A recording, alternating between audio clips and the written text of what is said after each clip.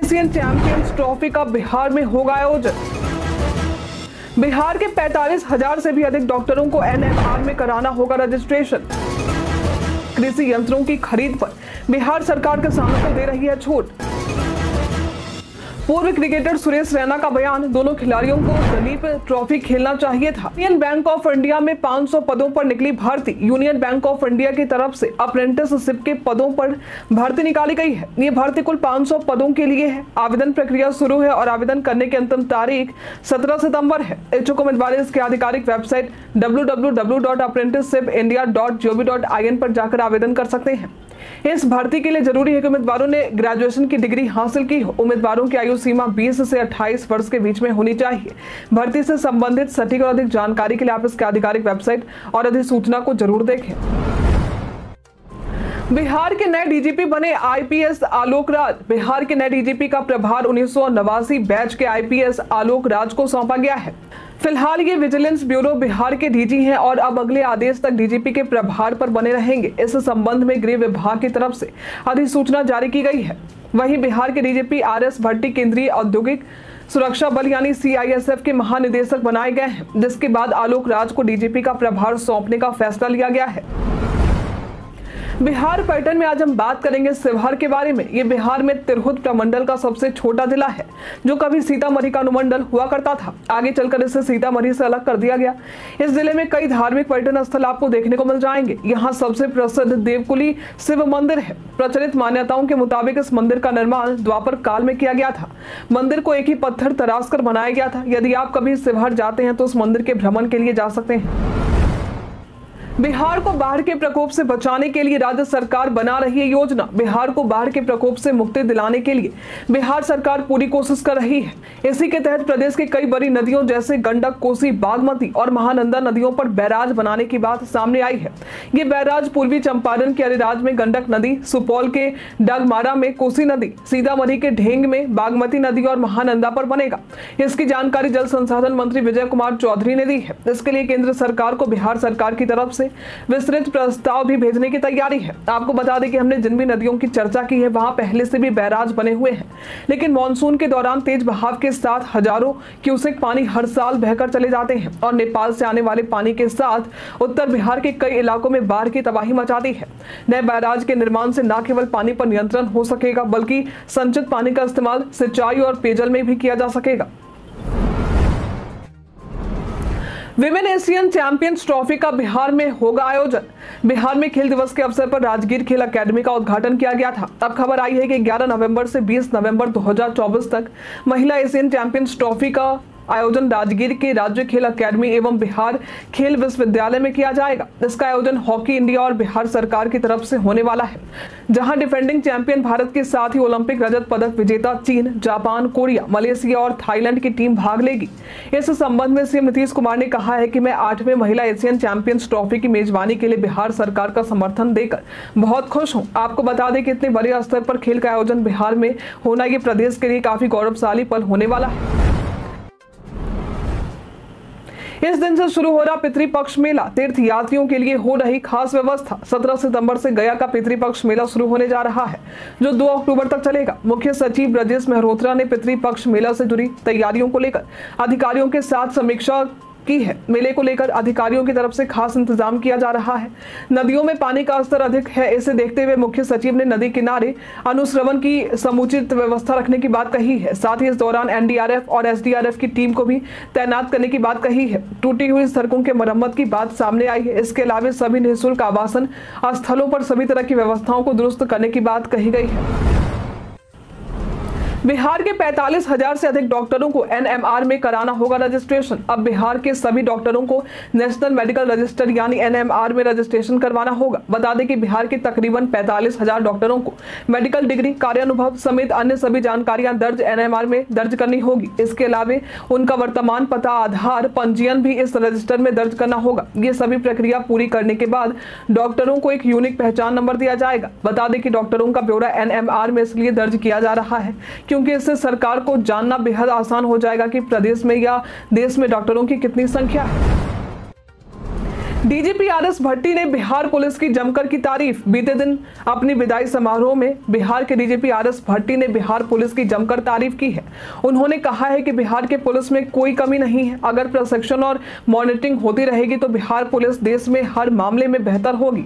बिहार में काम करने से मैंने बहुत कुछ सीखा है। उन्होंने कहा कि पुलिस का मनोबल नहीं टूटना चाहिए और न ही ट्रांसफर पोस्टिंग में कोई भेदभाव होनी चाहिए। बता दें कि बिहार के डीजीपी आरएस भट्टी केंद्रीय प्रतिनियुक्ति पर जा रहे हैं। वो सीआईएसएफ के डीजी बनाए जाने वाले हैं, जिसको लेकर बीते दिन पटना के मिथिलेश स्टेडियम में उनकी विदाई की गई। 443 कन्या अभियंताओं के लिए नगर विकास एवं आवास विभाग की तरफ से बहाली निकाली गई है। इस बहाली के लिए उम्मीदवार 14 सितंबर तक आवेदन कर सकते हैं। 19 नवंबर को इस आवेदन के तहत इंटरव्यू लिए जाएंगे। इस बहाली के लिए राज्य सरकार के विभिन्न विभागों के सेवानिवृत्त अभियंता आवेदन कर सकते हैं। इसके अलावा यदि किसी सरकारी कर्मी की सेवा अवधि में मृत्यु हो जाती है तो उसके नाबालिग आश्रित को कैसे अनुकंपा के आधार पर नियोजन होगा, इसे लेकर सामान्य प्रशासन विभाग द्वारा स्पष्टीकरण भी जारी किया गया है, जिसके तहत कहा गया है कि सरकारी कर्मी का आश्रित यदि नाबालिग है तो बालिग होने के 1 वर्ष के अंदर ही अनुकंपा के लिए अपना दावा पेश कर सकता है। अब 9वीं 10वीं के बच्चों के लिए भी शुरू हो सकती है मिड डे मील की सुविधा। बिहार में अब मिड डे मील की व्यवस्था 9वीं और 10वीं क्लास के बच्चों के लिए भी शुरू होने वाली है।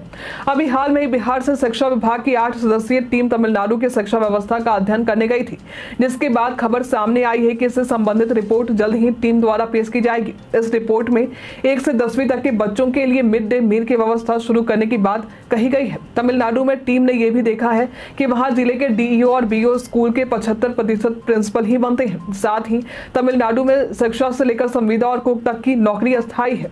ऐसे में यह भी उम्मीद लगाई जा रही है कि सरकारी स्कूलों में संविदा व्यवस्था हटाकर अस्थायी व्यवस्था को लागू किया जाए।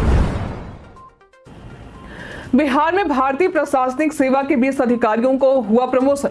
बिहार सरकार के सामान्य प्रशासन विभाग ने बिहार में भारतीय प्रशासनिक सेवा के 20 अधिकारियों के प्रमोशन को लेकर अधिसूचना जारी की है। अधिसूचना में कहा गया है कि राज्य और सैनिक सेवा में प्रोन्नति द्वारा भारतीय प्रशासनिक सेवा बिहार संवर्ग में 2024 में नियुक्त पदाधिकारी जिन्हें भारत सरकार द्वारा 2014 बैच में आवंटित किया गया था, उन्हें शामिल किया गया है। जाने ट्रेन छूटने के बाद क्या टीटी किसी दूसरे को दे सकते हैं आपकी सीट। भारत में हर रोज करोड़ों लोग ट्रेन से ही अपना सफर करते हैं। ट्रेन यात्रा एक लोकप्रिय विकल्प है। ट्रेन के सफर में किराया कम होता है और यात्रा के दौरान विभिन्न स्थलों को देखने का भी मौका मिलता है। अगर आप ट्रेन छूटने के बाद अपनी सीट खो देते हैं तो भारतीय रेलवे के नियमों के अनुसार टीटी आपकी सीट को अलग 2 स्टेशनों तक किसी और को नहीं दे सकता है। टीटी को कम से कम 1 घंटे तक इंतजार करना होता है, लेकिन इसके बाद अगर आपकी सीट खाली रहती है तो किसी दूसरे यात्री को दी जा सकती है। अगर आप ट्रेन मिस कर देते हैं तो आप अगले स्टेशन पर अपनी सीट को क्लेम कर सकते हैं और रिफंड के लिए 3 घंटे के भीतर टिकट कैंसिल करके टीडीआर फाइल कर सकते हैं, जिसमें आधा टिकट प्राइस रिफंड के रूप में मिलता है। कृषि यंत्रों की खरीद पर बिहार सरकार किसानों को दे रही है छूट। खेती में इस्तेमाल होने वाले यंत्रों की खरीद के लिए किसान ऑनलाइन आवेदन कर सकते हैं। इन यंत्रों की खरीद पर किसानों को बिहार सरकार की तरफ से छूट दिए जा रहे हैं। किसानों के आवेदन के बाद कृषि विभाग की तरफ से इसके लिए स्वीकृति पत्र दिए जाएंगे। आवेदन करने की अंतिम तारीख 31 अक्टूबर है।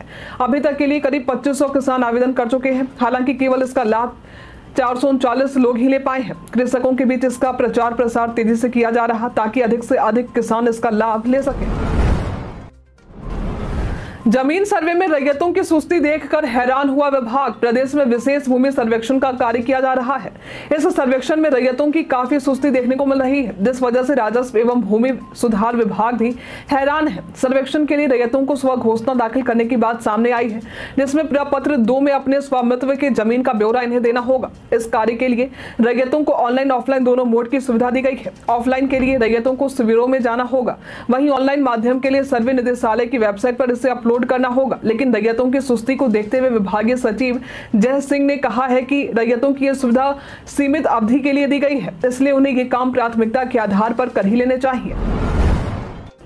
1 से 8वीं कक्षा की परीक्षा में हर प्रश्न का रहेगा कोड।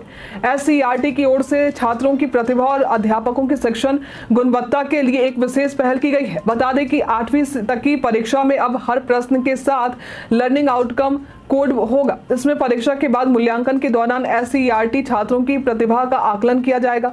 इसके जरिए कक्षा की पढ़ाई में लर्निंग आउटकम को फायदा हुआ है या नहीं, छात्रों को कौन सा चैप्टर समझ में आया और कौन सा नहीं, इसके बारे में जानकारी हासिल की जाएगी। कोड के माध्यम से उन शिक्षकों को चिन्हित किया जाएगा जो कक्षा में लर्निंग आउटकम की तरह नहीं पढ़ा रहे हैं। भागलपुर में भी बढ़ेगा लीची का उत्पादन। भागलपुर में भी लीची के उत्पादन को बढ़ावा देने के लिए किसानों को प्रशिक्षण दिया जा रहा है। इसके लिए लीची बाग प्रबंधन विषय पर 3 दिवसीय प्रशिक्षण नवगछिया अनुमंडल के कई प्रखंडों में 50 लीची उत्पादक किसानों को दिया गया है। इस प्रशिक्षण के लिए किसानों को राष्ट्रीय लीची अनुसंधान केंद्र मुसहरी मुजफ्फरपुर भेजा गया था। इस दौरान बताया गया कि कैसे पुराने बागों का जीर्णोद्धार करके नए बागों की तरह फसल का उत्पादन किया जा सकता है। निजी स्कूलों के लिए जारी हुई जरूरी सूचना। बिहार सरकार की तरफ से निजी स्कूलों को लेकर जरूरी सूचना जारी की गई है। इसकी जानकारी आईपीआरडी बिहार की तरफ से मिली है, जहां बताया गया है कि प्रदेश में राज्य के बच्चों के मुफ्त और अनिवार्य शिक्षा नियमावली 2011 के तहत निजी स्कूलों के रजिस्ट्रेशन का प्रावधान किया गया है। अधिनियम की धारा 18 में ये प्रावधान है कि यदि कोई प्राइवेट स्कूल निर्धारित मानक है तो सक्षम प्राधिकार से रजिस्ट्रेशन का प्रमाण पत्र किए बिना संचालित नहीं किया जा सकेगा। इस अधिनियम का यदि कोई उल्लंघन करता है तो दोषी व्यक्ति या संस्था पर 1 लाख रुपए तक का जुर्माना लगाया जा सकता है। या निर्धारित तिथि के बाद भी बिना रजिस्ट्रेशन के विद्यालय संचालित करता है तो हर दिन 10,000 रुपए का जुर्माना लगाया जाएगा।